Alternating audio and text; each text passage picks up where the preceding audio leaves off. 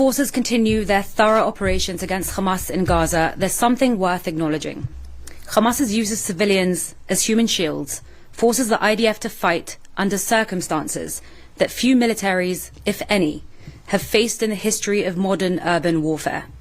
We are defending ourselves from Hamas, a savage enemy that intentionally blends itself within the civilian population in Gaza and is hiding our hostages among them too. So while we fulfill our pressing mission of pursuing Hamas terrorists with force, we do so while operating with caution and care to minimize harm to the civilians that Hamas is hiding behind, all while urgently looking for our hostages being held in Hamas captivity in those same areas. The complexity posed by such a mission was evident on Friday, December 15th, when our soldiers found themselves in the devastating situation of mistakenly shooting the very hostages they were meant to save. The IDF Chief of the General Staff, Lieutenant General Herzi Halevi, said that shooting those waving a white flag, trying to surrender, is against the rules of engagement, hostages and civilians alike. We cannot lose sight of how we got here, who put us in this situation in the first place. Hamas seeks to blur the very lines that humanity dictates, the lines that distinguish between terrorists and the civilians that should be protected. It's sometimes difficult to comprehend, difficult to fully fathom the lengths at which Hamas is willing to go in order to kill Israelis. They will use any and every tool at their disposal, whether it is a hospital, a mosque, a child's bedroom, or even their own civilians. This is Hamas. This is who we're dealing with. And at the same time, Hamas knows who they're dealing with. They know very well that the IDF is committed to international law and values. So Hamas goes to great lengths to use this against us. Hamas is weaponizing international law.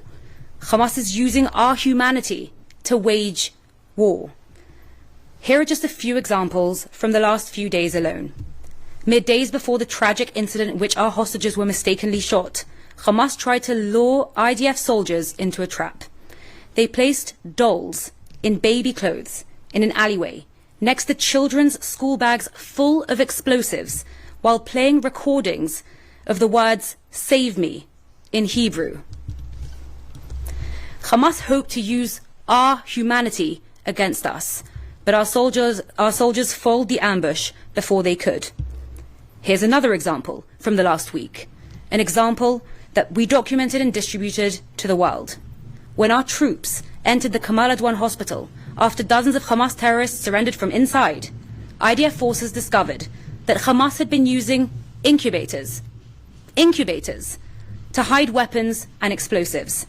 They literally turned the very machines that were supposed to sustain life into an instrument for death. Here's another example from the last week, an example that we documented and distributed to the world. Just yesterday, the IDF exposed a massive tunnel, at least 4 kilometers long and wide enough to drive a car through. Tunnels in Gaza are not new, but this one is notable not just for its sheer size, but because of its location. Hamas dug this attack tunnel just 400 meters from the Erez humanitarian crossing, a crossing that had been built to benefit the people of Gaza, where Gazans used to cross into Israel to work, receive medical treatment, or visit family. The Erez humanitarian crossing was a source of prosperity and hope until the horrific massacre of October 7th, when Hamas destroyed it and killed and kidnapped some of the very people who were stationed there to provide humanitarian aid and assistance to Gazans. The same day we exposed Hamas's massive attack tunnel next to the humanitarian crossing that Hamas destroyed, Israel reopened another major crossing with Gaza, the Kerem Shalom crossing, in order to facilitate the entry of more aid to the people of Gaza. Because our war is against Hamas, not against the people of Gaza. Our intent is to defeat Hamas and secure the release of our hostages.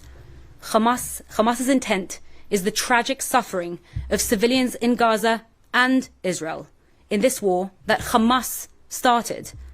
Indeed, there are vast challenges when fighting an enemy like Hamas.